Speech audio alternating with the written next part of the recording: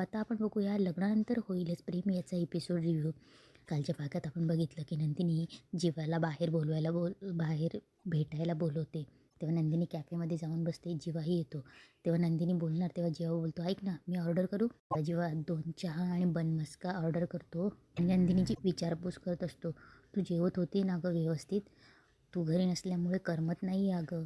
जीवा फक्त नंदिनीशीच बोलत असतो. तेव्हा नंदिनी बोलते, हे बघा मी बोलू, हे बघा जे झालं ते झालं. कदाचित तेच आपल्या नशिबात होतं आणि नशीब बदलता येत नाही पण निर्णय बदलता येतात. तेव्हा जीवा बोलतो, म्हणजे? तेव्हा नंदिनी बोलते, मी घर सोडण्याचा निर्णय घेतला होता. मी तुम्हाला सोडण्याचाही निर्णय घेतला होता. तसाच मी डिव्होर्सचाही निर्णय घेतला होता. पण आता मी माझा निर्णय बदलला आहे जीवा. तेव्हा जीवा बोलतो, म्हणजे कुठला निर्णय बदलला आहे? तेव्हा नंदिनी बोलते, मी पुढच्या 3 महिन्यांनी तुमच्याशी डिव्होर्स घेऊ शकत नाही. इकडे पार्थ ऑफिसमधून येतो. थोडा लेट झालेलं असतं. थकलेलाही असतो. सोफ्यावर बसतो. तेवढ्यात डोरबेल वाजते. तेव्हा पार्थ बोलतो, कोण आहे? तेवढ्यात एक पार्सलवाला येतो आणि बोलतो की सर तुमचं पार्सल. तेव्हा पार्थ पार्सल बघतो आणि बोलतो, मी तर काही मागितलेलं नव्हतं. तेव्हा तो फोनमध्ये बघतो आणि बोलतो की यावर तर रिसिव्हर म्हणून तुमचंच नाव लिहिलं आहे. तेवढ्यात पार्थला काव्याचा फोन येतो. पार्थ फोन बघतो आणि कट करतो. तेव्हा काव्या बोलते, हां माझा फोन कट केला? तुम्ही बघावं देशमुख, तुमची बायको किती हुशार येते. तेव्हा काव्या त्या पार्सलवाल्यालाच फोन करते. तेव्हा तो बोलतो की मी तुम्हालाच फोन करणार होतो मॅडम, सर तुमचा फोन घेत नाही. तेव्हा काव्या बोलते, अहो मला माहिती आहे. 1 मिनटं एक काम करा, तुम्ही स्पीकरवर फोन टाकतात. तेव्हा तो स्पीकरवर फोन टाकतो. तेव्हा काव्या बोलते, देशमुख ऐकतायत ना देशमुख? तेव्हा तो पार्सलवाला फोनवर बोलतो, बोला ना. आणि पहिले बोलतो की बोला ना देशमुख, मला उशीर होतो आहे. तेव्हा तो बोलतो, मॅडम तुमचं काही वाजलं आहे का? सर मला बघून खुन्नस देत आहेत, मला भीती वाटते. सर बोला पटकन. तेव्हा काव्या बोलते, ऐकतायत ना तुम्ही माझं? बरं ठीक आहे, नका बोलू तुम्ही माझ्याशी. पण आठवतं आहे कधी काळी मोहिते सदनमध्ये तुम्ही डिलिव्हरी बॉय बनून माझ्यासाठी पेस्ट्री घेऊन आले होते. मग आज माझ्याकडून छोटी ट्रिक आहे असं समजा, घ्या ना ती पेस्ट्री. तेव्हा पार्थ बोलतो, नको आहे मला. तेव्हा काव्या बोलते, असं काय करतायत पार्थ? आठवा बरं, तुम्ही सुद्धा डिलिव्हरी बॉय बनून अशीच पेस्ट्री घेऊन आला होता तेव्हा मी सुद्धा चिडले होते आणि तुम्ही माझ्यासारखे असेच क्यूट प्रयत्न करत होतात, आठवलं? बरं ते सोडा. तेव्हा पार्थला सगळं आठवतं की काव्य त्याच्याशी खूप तुसड्यासारखी वागलेली असते. तेव्हा काव्य बोलते, माझ्या प्रिलियमच्या रात्री मी तुम्हाला रेड वेल्वेट पेस्ट्री ऑर्डर करायला सांगितली होती, पण त्या रात्रीची राहिली ती आज मी ऑर्डर केली असं समजा. तेव्हा काव्य बोलते, आपण एकत्रही खाऊ पेस्ट्री, पण आत्ता हे तुमच्या मैत्रिणीचं प्रेम समजा आणि घ्या. तेव्हा पार्थ पटकन त्या डिलिव्हरी बॉयच्या हातून फोन घेतो. तेव्हा पार्थ फोन घेऊन थोडा बाजूला होतो आणि बोलतो, प्रेम प्रेम हा शब्द मी माझ्या आयुष्याच्या डिक्शनरीतून पुसून टाकला आहे. तेव्हा काव्य बोलते, बरं बरं ठीक आहे, प्रेम नका समजू, मैत्री समजा, विनंती, हट्ट, अर्ज, काहीही समजा. हे शब्द द्या तुम्ही या पेस्ट्रीला, पण प्लीज घ्या प्लीज. तेव्हा पार्थ बोलतो, मी बोलतोय काय, तुम्ही वागताय काय, हे कळते का तुम्हाला? तेव्हा काव्या बोलते, नाही कळत. तेव्हा पार्थ त्या डिलिव्हरी बॉयकडे फोन देतो आणि बोलतो, हे घ्या, नको आहे मला पार्सल, तुम्ही जा. तेव्हा तो डिलिव्हरी बॉय काव्याशी बोलतो, मॅडम काय करू? तेव्हा काव्या बोलते, एक काम करा तुम्ही. तेव्हा काव्या बोलते, त्यांना विचारा किती वाजलेत, मग ते हात बघतील, घड्याळ बघतील ना, मग त्यांच्या हातावरती पिशवी लटकवा आणि निघा पटकन. तेव्हा तो डिलिव्हरी बॉय काव्याला बोलत असतो, त्यांनी मला फटकवलं तर? तेव्हा काव्या बोलते, अहो ते असं काही नाही करणार, तुम्ही ते पिशवी लटकवा आणि निघा ना तिथून. तेव्हा पार्थ बोलतो, जा तुम्ही. तेव्हा हा फोनवर बोलता बोलता बोलतो, सर किती वाजले? तेव्हा पार्थ घड्याळ बघतो. तेवढ्यात तो त्याच्या हातावर पिशवी लटकवतो आणि बोलतो की सॉरी सर आणि निघून जातो. काव्याला इकडे खूप आनंद होतो. तेव्हा काव्या बोलते, शाब्बास काव्या, आता काय होईल माहिती आहे का? आता तो बोका रागाने त्या पार्सलकडे बघेल आणि मग ते फेकायला जाईल. तेव्हा पार्थ तसाच करतो. तेव्हा काव्या बोलते, पण फेकणार नाही म्हणजे मी दिलं आहे म्हणून नाही. तेव्हा पार्थ खरंच थांबतो. अन्नाचा अपमान नाही म्हणून ते थांबतील असं काव्या बोलते. तेव्हा पार्थ खरंच तसा बोलतो की काव्याने दिलं आहे म्हणून काय झालं, पण अन्नाचा अपमान नको. तेव्हा काव्या बोलते, आता देशमुख काय करू म्हणून विचार करतील आणि काहीतरी ठरवून किचनमध्ये जातील. पार्थ तसंच करतो. काव्या बोलते तसं पार्थ करत असतो. काव्या बोलते, आता माझा बोका किचनमध्ये जाईल, फ्रीज उघडेल आणि त्यात मी दिलेली पेस्ट्री ठेवेल. तेव्हा काव्या बोलते, आता बोका काय करेल माहिती का? पुन्हा दार उघडेल आणि कोणी ती पेस्ट्री खाऊ नये म्हणून ती पेस्ट्री लगेच काहीतरी कवर करायला त्या पेस्ट्रीसमोर एखादं भांडं ठेवतील आणि पार्थ तसाच करतो. तेव्हा काव्या इकडे बोलत असते, पार्थ देशमुख, मी तुम्हाला इतकी ओळखते ना की मला माहिती तुम्ही ती पेस्ट्री आत्ता नाही खाल्ली ना तर रात्री नक्की खाणार.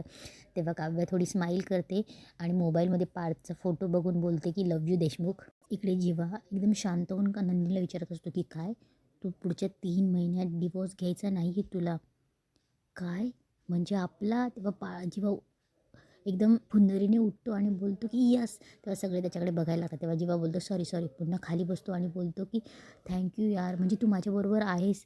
माझ्याबरोबर काय, माझ्यासोबत आहेस. तेव्हा जीवा खूप खुश असतो आणि बोलतो की मला माहीत होतं यार तू नाही डिवोर्स घेणार, तुझं मन खूप मोठं आहे, मला माहीत होतं. तेव्हा जीवा बोलतो जीवा आणि तिने आयुष्यभर सोबत राहणार आहे. जोपर्यंत नात्यात आवरण आहे सावरण आहे तोपर्यंत जीवांदिनीला कोणीही वेगळं करू नाही शकत. पण तेव्हा नंदिनी बोलते पण मी वेगळं करणार आहे. तेव्हा नंदिनी बोलते की आपलं वेगळं होणंच यामध्ये सुख आहे जीवा, मी तुमच्यासोबत डिवोर्स 3 महिन्यांनी डिवोर्स घेऊ शकत नाही, पण मला फास्ट ट्रॅकमध्ये डिवोर्स हवा आहे आता.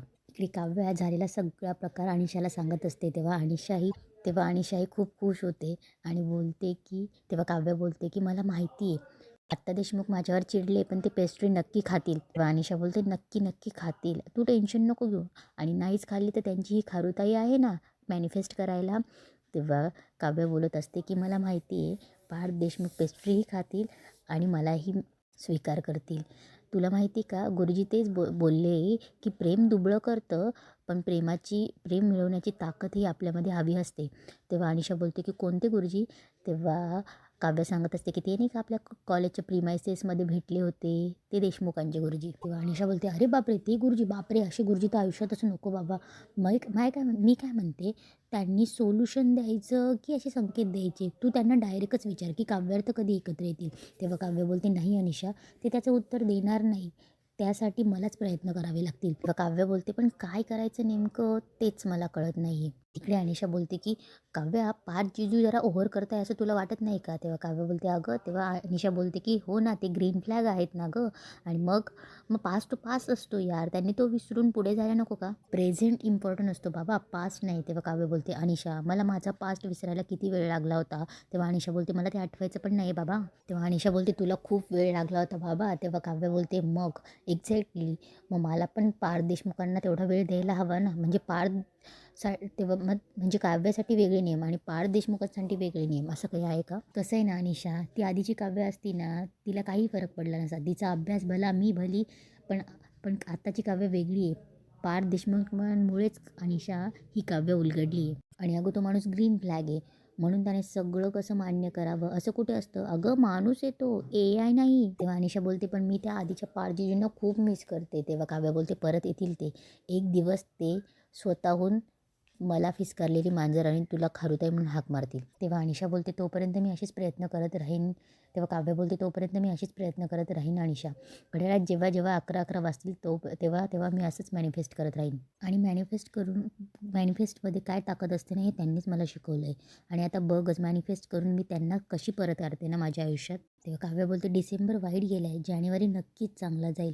तेव्हा अनिशा बोलते की आणि तुझ्या नंदिनी ताईचं काय करशील तू, तिने तुझ्यावर अन्याय केलेला आहे, हे गिल्ट कसं दूर करशील तिचं. तेव्हा काव्य बोलते अनिशा ताईचं गिल्ट तेव्हाच दूर होईल तेव्हा ती जीवाला माफ करून स्वीकारेल. तिला हेच वाटतंय आणि तिचं गिल्टही तेव्हाच दूर होईल जेव्हा ती जीवाला माफ करून स्वीकारेल. तिला असं वाटतं की तिला तिच्यामुळे माझं प्रेम मला मिळालं नाही.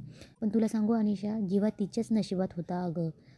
ती नशिबात काय आहे, आणि माझ्या नशिबात माझा ग्रीन फ्लॅग, माझा आर्किटेक्ट बोका पार्थ देशमुख. खरं सांगू का अनिशा, कोणीच कोणाचं काही हिरावून घेतलं नाही आहे. म्हणजे बघ ना, ज्या जोड्या लग्नाचा खडतर प्रवास करून डिवोर्सच्या वाटेवर चालायला लागल्या होत्या त्याच जोड्या 3 महिन्यांनी अशा मौसूद झाल्या अगं. आता या जोड्या वेगळ्या होणार नाही अनिशा, हॅपी एंडिंगच्या फिनिश लाईनपर्यंत त्या नक्कीच पोहोचतील. डिवोर्स नावाचा डोंगर त्यांच्यावर कधीच कोसळणार नाही, खात्री आहे मला.